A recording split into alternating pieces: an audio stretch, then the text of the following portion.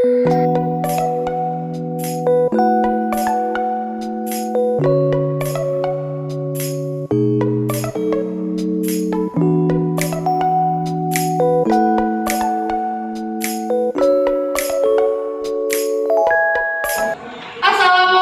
warahmatullahi wabarakatuh.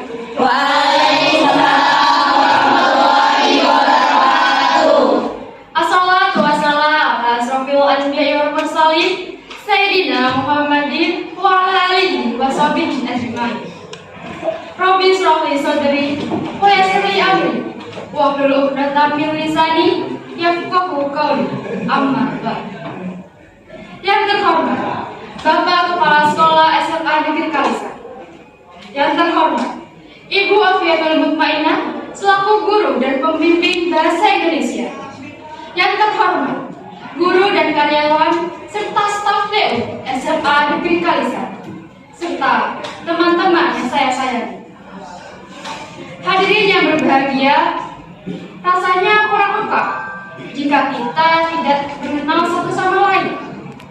Oleh karena itu, perkenalkan, saya Rizka Nur Aisyah Wadaningru, siswa dari SMA Negeri Kalisar. Pada kesempatan kali ini, saya akan membawakan ceramah yang berjudul Alkohol dan Tikus Berdasi. Indonesia terkenal dengan negara yang menjunjung tinggi demokrasi. Namun, tak jarang demokrasi tersebut dijadikan sebagai bahan atau panggung bagi para tikus berdasi untuk mendapatkan keuntungan bagi diri mereka sendiri. Lantas, siapakah tikus berdasi? Mereka adalah sekelompok orang atau individu yang diamanahi oleh rakyat untuk menjadi pejabat, baik di tingkat tinggi maupun di tingkat rendah. Namun, ketika mereka diamanahi, mereka berkhianat dengan melakukan tindak pidana korupsi.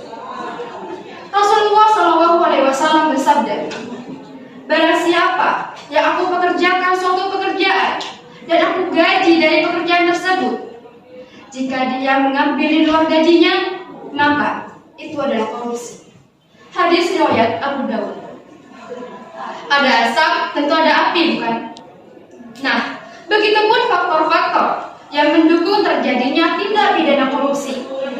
Faktor yang pertama, kurangnya iman dan takwa kepada Allah Subhanahu wa Ta'ala. Seseorang yang memiliki iman dan takwa kepada Allah Subhanahu wa Ta'ala tidak akan melakukan perbuatan tersebut karena mereka tahu mereka ini adalah pengawasan. Karena sebaik-baiknya pengawasan adalah pengawasan dari Allah Subhanahu wa Ta'ala. Mereka juga takut untuk mengecewakan Allah Subhanahu wa Ta'ala dengan segala nikmat yang Allah berikan kepada kita. Dan tentunya mereka juga sudah mengetahui ganjaran-ganjaran apa yang akan mereka terima ketika di akhirat kelak. Yang kedua adalah sikap dan perilaku konsumtif yang dimiliki oleh tikus berdasi. Para tikus berdasi lebih mementingkan gengsi dengan mengembangkan konsumsi tanpa berpikir asal-usul datangnya mana. Mereka berjanji dan berjanji. Sebelum menjabat, mereka melontarkan kalimat-kalimat yang seakan-akan menyihir pikiran-pikiran rakyat. Namun ketika sudah menjabat, seakan-akan mereka melupakan semua perkataan-perkataan yang pernah mereka katakan. Layaknya alkohol yang awalnya manis, namun lama-kelamaan memabukkan sehingga bisa membuat orang lupa ingatan. Janji-janji yang seakan-akan akan terrealisasikan, namun ternyata hanya menjadi omong kosong belaka. Hadirin yang berbahagia, Indonesia telah melarang tindak pidana korupsi. Begitupun dengan Allah. Lantas, mengapa masih banyak peminat-peminat yang terus melakukan tindakan tersebut? Tentu saja ini dipengaruhi oleh faktor yang ketiga, yaitu adalah kurangnya pengawasan dari pemerintah tentang bawahan-bawahannya yang melakukan tindak pidana korupsi. Dan juga hukum-hukum di negara kita ini kurang tegas dan lebih dominan kepada hukum penjara dan hukum denda. Jika dibandingkan dengan negara Cina, di sana, ketika seseorang yang melakukan tindak pidana korupsi, mereka akan dilakukan eksekusi mati.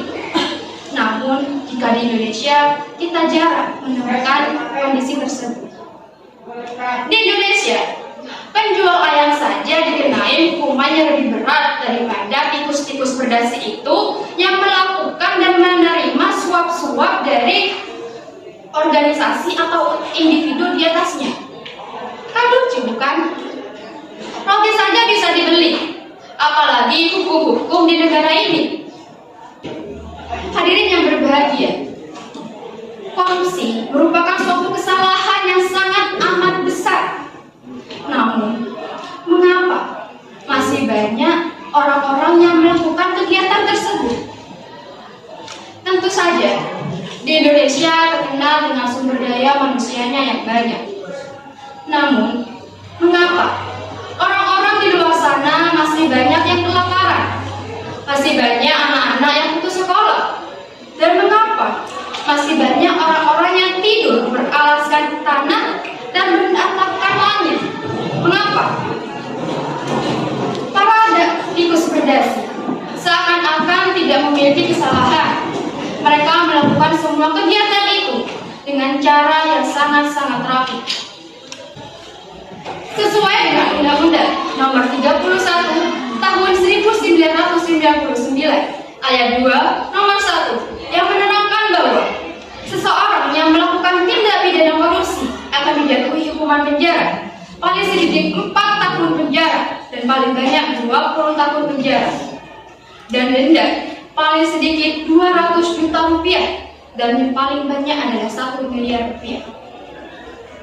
Oleh karena itu, seharusnya pemerintah sudah bisa mengkoreksi bagaimana perjalanan tentang korupsi yang ada di Indonesia. Sudah selayaknya pemerintah melakukan pendidikan, yaitu pendidikan anti korupsi. Sekolah bisa menjadi salah satu fasilitator yang bisa menjalankan program tersebut. Sekolah merupakan rumah kedua bagi para siswa. Tentu saja sekolah bisa menjadi salah satu yang bisa menjalankan program tersebut. Oleh karena itu, marilah kita bersama-sama tingkatkan iman dan takwa kepada Tuhan Yang Maha Esa, serta tingkatkan sumber daya manusia yang bermoral, tidak hanya mementingkan diri sendiri. Dan mari bersama-sama katakan tidak pada korupsi.